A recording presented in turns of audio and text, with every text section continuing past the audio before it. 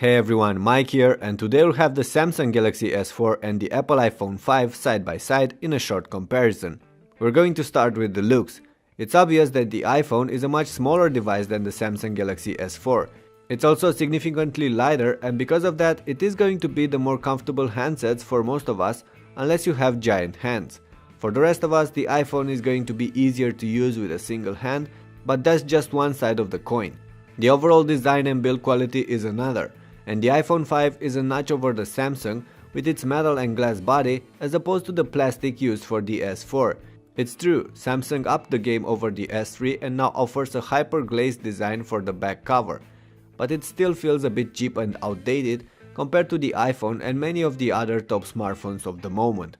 On the other hand, the iPhone does tend to scuff off easily, especially on the black version, so you will probably need a case for both these devices anyway. But the Samsung does gain points on other fronts. First, I do like the button layout, with the power button on the right, just where your thumb is, and the volume rocker near your index finger on the left. That if you're a righty. It's the other way around if you're a lefty. Then, the Samsung does offer more features than the iPhone, with a micro USB slot with MHL HDMI and an IR blaster on top, as opposed to the Lightning connector on the Apple handset. And last but not least, the plastic cover on the back of the SGS4 is removable, and once you take it off, you get access to the battery, a micro SD card reader and a micro SIM slot. So in the end, the Samsung wins when it comes to features and utility, while the iPhone is more compact, lighter and easier to grab and use by the average person. It's up to you to pick what matters more for you. Moving on, the iPhone 5 sports a 4-inch screen with an IPS panel, while on the Samsung there's a 5-inch screen with a Super AMOLED panel.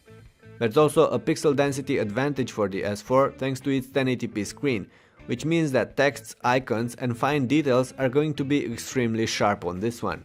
But to be frank, you'll almost never see the difference between the Retina display on the iPhone and the Full HD one on the Samsung during everyday use. Other things, however, matter more. The IPS panel on the iPhone is brighter and displays slightly more realistic colors than the one on the Samsung, which does tend to oversaturate them. Viewing angles are slightly better on the iPhone too, but the SGS4 takes it home when it comes to blacks and contrast.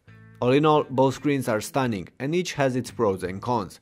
I should also mention that the S4 is using the latest super sensitive Gorilla Glass 3, which offers extra toughness and means that you will be able to use your phone with gloves or other objects, while the iPhone 5 is only covered by an older generation of Gorilla Glass.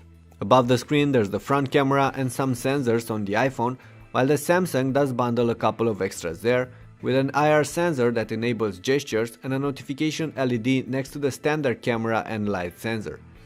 Below the screen there's the classic home button on the iPhone and a physical button on the Samsung too, flanked by capacitive back and menu buttons just like on the S3 and their other top smartphones. Anyway, let's move on. Looks and screen apart, the buyers will care about how the two phones actually perform in everyday use.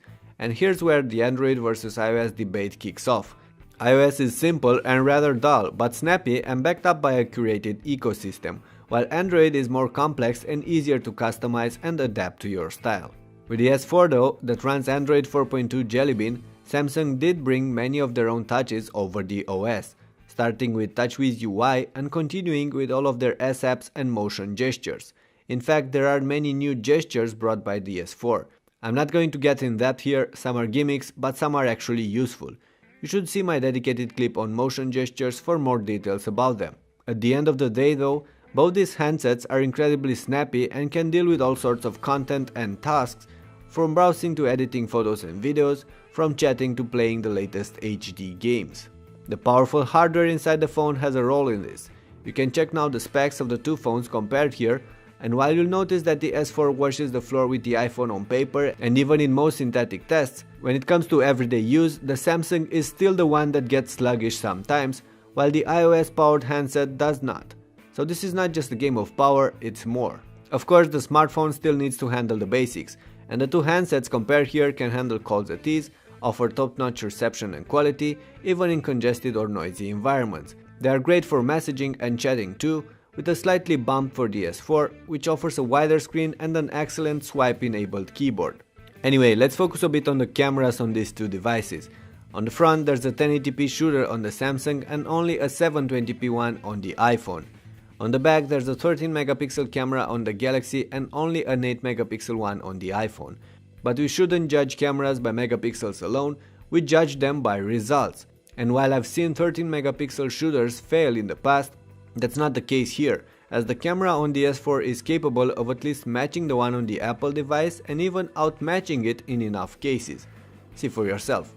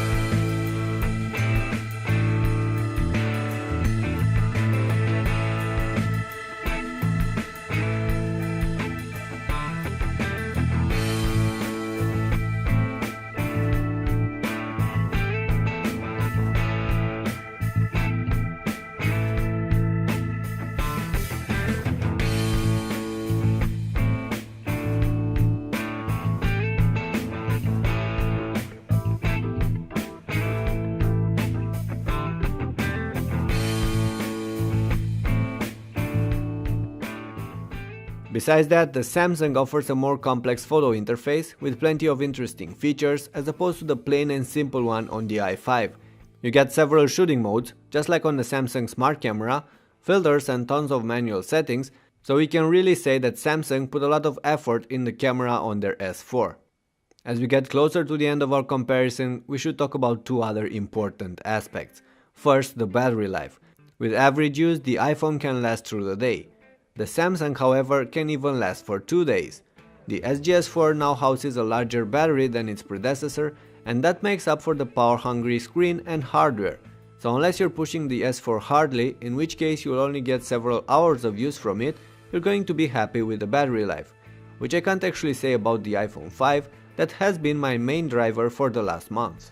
And then there's the price, and while this one will vary from country to country, from operator to operator, it's safe to say that with contracts, the iPhone 5 and the Galaxy S4 are going to cost the same in most cases. Off contract, the iPhone 5 is still the slightly pricier option. Okay, so time to draw some conclusions. My own conclusions that might be different than yours, but feel free to contradict me in a civilized manner in the comments. The Samsung Galaxy S4 is a great phone. There's no deal breaker on this one, nothing that you can really complain about. Yes, you might not like the plastic case, I don't either. But the hardware and software, the features, the battery, the camera and the screen are among the best out there. Those being said, if you're after a large phone, the S4 is definitely an option to consider. However, I still believe that the iPhone 5 is better suited for the average smartphone user. It lacks many of the features offered by the S4, but it is more compact, easier to grab and use, and snappier during everyday activities. And for me, this really matters. For you, they might not. Either way, I'm really curious to see what do you guys think about these two handsets, so please leave your comments below and tell me which one would you pick between the two and why. Alright, this pretty much wraps up this video. Like I said, I tried to keep it short. For more details, you should see my full review for the two phones and all the other detailed clips on my channel. If you like this video, please leave a thumbs up, share it to your friends and subscribe. All this means a great deal to me and really help me carry on with what I do. Anyway, thanks a lot for watching and I'll catch you next time.